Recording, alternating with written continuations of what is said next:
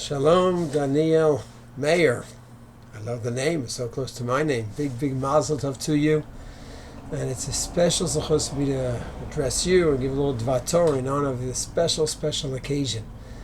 Here in Eretz Yisrael, a few days ago, we just celebrated Yom Yerushalayim. A few weeks before that, we celebrated Yom Ha'atzmaut. It's a very fascinating day. Each day is fascinating, not just emotionally and spiritually, but halachically, what is going on. So with Hallel, there's a lot to discuss. The Gemara in Kuf Yud Zayin Psachim talks about saying Hallel different times in history that we say Hallel. The Gemara in Megillah Yud Daled talks about saying Hallel as well. Purim, Hanukkah, and what is the catalyst for saying Hallel? And then, of course, you have to take those Gemaras and apply that to different days. Yom Yerushalayim, Yom Ha'atzmaut, and see as a legitimate reason to say Hallel. One has to say full Hallel, half Hallel, with a brach, without. And that's a fascinating discussion regarding Hallel. But I like to discuss something else with the Bar Mitzvah Bacher. Setting up a new Yontif, a new day on the Jewish calendar. Can we set up a new day? So if you look at a calendar here in Israel, see Rosh Hashanah, Yom Kippur, Sukkah, Pesach, Megillah, Hanukkah, and you're also going to see Yom Ha'atzmaut and Yerushalayim on many calendars. That's set up as like a Chag, and the question is there a source for that? It's great that we're all excited about the Israeli independence, and in 1967 we went from death to life and we tripled our size. But unlikely to set up a new day, that's a big deal. So as we mentioned, Hallel, there's sources about Hallel, and then one has to apply those sources to the modern day situation regarding Hallel on these days.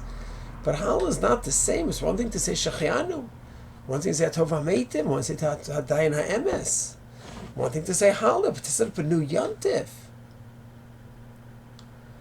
So we have all the Doraisa Yom Tovim, then you have the Drabanan Yom Tovim, if you want to call it that. You have Hanukkah, Gemara Shabbos, Chaf Aleph, and Beis, My Chanukah, where the Gemara explains the formulation of Hanukkah. In Megillah Zayin Amud Aleph talks about Megillah Esther, how that was set up. So we have serious sources for setting up those days, and at least the Megillah Esther, that it was codified, it was part of the Tanakh. But what about setting up other days? So in the Gemara Shoshana Yud Chesam and Beis, there's a fascinating source. It talks about Megillat Ta'anit, which also is discussed in Gemara Shabbos Yud Gimel and Beis. Talks about Megillat Ta'anit, and then again Rosh Hashanah Yud Gimel Yud Chesam and Beis. And it says that there was a Megillas Ta'anit where the days were set where you don't have Tanis on those days, no Hesped, no fasting, no eulogies on those days. Why? Because there are different simchas that occur on those days. And you go through Megillas Tanis, and there's dozens of days throughout the year. Not the biblical holidays, not the rabbinic holidays, additional holidays. So there seems to be a phenomena where there was some practice of setting up additional days. So that might be a great precedent and a great source for us to set up new days. The only thing is the Pri Chadash says, not so simple. The Pri Chadash in Orach Chaim, Tav Tzadi Vav, says in the back of the Shulchan Aruch, it's true that the Gemara in Shabbos Yud Gimel Beis talks about Megillas Tanis and all the special holidays they had. And that there was a simcha. They made new days on the calendar. But you have to remember Rosh Hashanah Yud Chesam and Beis, which says Batla Megillas Tanis, which means what? That once they had the Horban, we no longer have all these calendar days anymore. We don't have these calendar days anymore. Once the Mikvahs were destroyed, those days of Simcha are gone. So the Pri Chadash says, if those days of Simcha that already existed are gone, we certainly cannot create new Yomim Tovim. So it turns out something fascinating. It's not that it's inherently problematic to set up new days. It's just once you have the Mikdash, we no longer have the permanent, according to Pri Chadash. However, Maram al-Shakar Rishon, centuries before the Pri Chadash, in Simon Mem Tes says that we can set up new days. Days like Purim. We set up a Purim, our own Purim. We celebrate our Purim. A family, an individual, a community has a salvation from Mavet, the Chayin, almost killed by a fire, by anti-Semites, the Goyim, who knows what, and they were saved. They could make their own Purim and celebrate. That's the Maram al-Shakar. So you can make that. So there's an argument here. So they can create a new day. So now the question is, well, what do we do with this? So the svara is that yes, all those days that were celebrated in the Mikdash's times and in the Gemara's times, it's true they're wiped out, but maybe those were specific Mikdash-related days. And once the Mikdash was gone, they're all gone. There was a day that they had Korban Eitzim, people brought Eitzim to the Mikdash. Okay, those days are over. But new days of Simcha, salvation, unrelated to the Mikdash, yes. So who goes in this direction?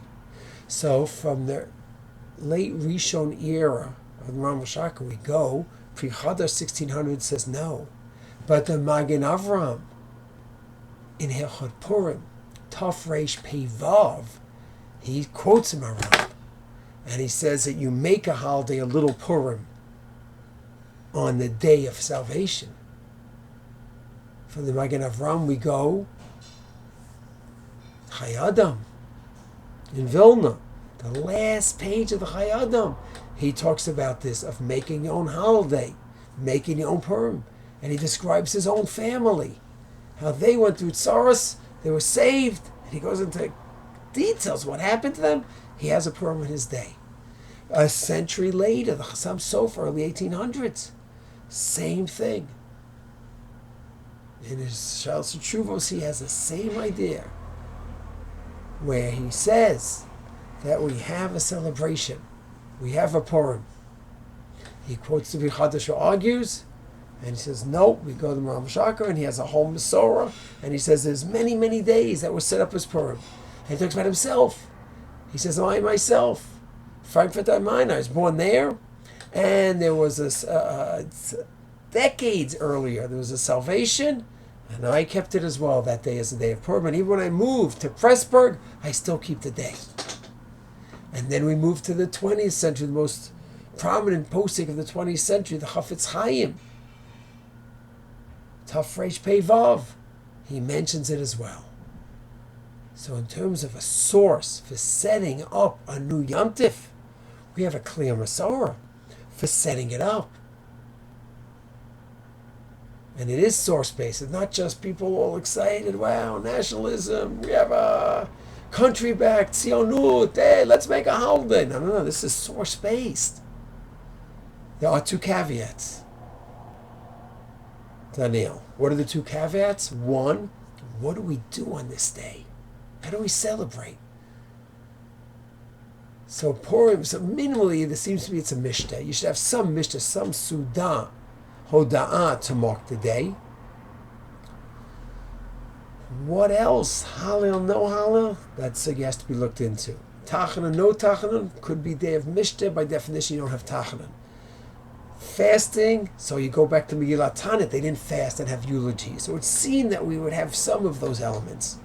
So the details are not clear. That's one question that needs to be looked into and analyzed. And another question is, Chassam Sofer does bring up the possibility that maybe the concern of Pri Chadash that you can't make a national holiday. That we don't do anymore for the whole nation. But for individuals or towns, that you could do. So then you have the question, Yom HaTzmaut Yerushalayim, is that for the whole Am? And maybe the Chassam Sofer wouldn't be happy about that. Rav Melamed, Eliezer Melamed, in Bnei Halachan, Yom HaTzmaut, he does say that maybe that limitation only make it for a town, not for a whole country, is when it did affect the whole country, the whole nation. But here, this affected. All Jews around the world are affected by this. So that's a fascinating argument. But those 2 points, Daniel Meir, are just regarding the details. What do you do on this day? and you make this an international celebration or just for the country of Israel? Good questions. But the concept of having a yom, a new yom on the calendar, this is not just from the gut. This is source-based. And then the third question the rabbis have to get into, and the rabbis had to decide decades ago which day. On the 5th of Iyar is when we declared the state and the war began. Is that the right day? Yom Yerushalayim Chavchet is the middle of the war. We captured Yerushalayim. Is that the right day? Those are also details. But the concept is clear. And it's a very, very important point for Bar Mitzvah Bachar. Because as we begin Bar Mitzvah age, and you're Ben Torah now, and Bar Chiv of Mitzvos, we have to always be anchored with halacha, with our Masorah. And we can't go ahead and be excited about something and then jump into something without a basis. Baruch Hashem, over here we have the excitement, but it is based. We have to be anchored in halacha. We have to be with our sources, with our Masorah. But there's another important point here as well. And what's that? That a person has a danger by being totally anchored in the Masorah and based with Chachma and Sechel and each source and each sugya that's amazing, and you have to be that way, but person almost could turn into a robot, where a great event can happen. 6-day war, other miracles, great family events, milestones, and a person like, oh, halachically, what do I do here? Wait a second, these events, great events or tragic, should hurt you, should hit you. There should be an emotion, reaction of sadness, of happiness, of exhilaration. Those emotions should be there. That is a normal, natural reaction to these events. Just halachically where to go with it. That's where we need that Masorah to guide us. But a person can never turn into a stone, God forbid, because I'm just a halachic man. And I'm all rational and just thought through every step of the way. But there is emotions. If there's Hashem b'simcha, imo nochim b'tzara, there's emotions all around here. And I want to finish off my bracha to you with the following. Parshat Shmini is the ultimate example of hislavus gone wrong. Enthusiasm to get close to God, Nadav and Avihu, they want to just get close to Hashem. And they bring in Eish Zara, a million shot what it is, but there's Eish Zara Shalot Tzivah that God did not command. It was not source-based. That's clear. So the message could be over there, like the first part of Ashia, maybe. A person could misunderstand it. Source. Watch out for those extreme emotions. Look how they do you in. And that's a danger. Those emotions, hislavus, excitement and passion, crucial and important emotions in Avodas Hashem and our spiritual growth and perfection. But just watch out that they don't mislead like Ashalot Tziva Hashem. And that leads us, Daniel Meir, to the Haftorah in Shmini. What's an Haftorah? David is bringing back the Aaron to Yerushalayim, and he's dancing like a child in the street. His wife didn't fully understand him. Michal Shal didn't understand what he was doing. Thought it's not befitting of a king. She was punished for that. He's dancing like a child with such simcha and passion and excitement. I think there's a message here. There's a synthesis between the Haftorah and the Parsha. The Parsha is telling you, watch out. You cannot let your passions and religious feelings and dveiks in Hashem just run wild, independently. It's a disaster. You could die for it, chas v'shalom. The Haftorah is telling us, yes, but have those feelings. Have that passion. Have that simcha. Just make sure it doesn't mislead you. So over here, David had all the excitement, didn't mislead him.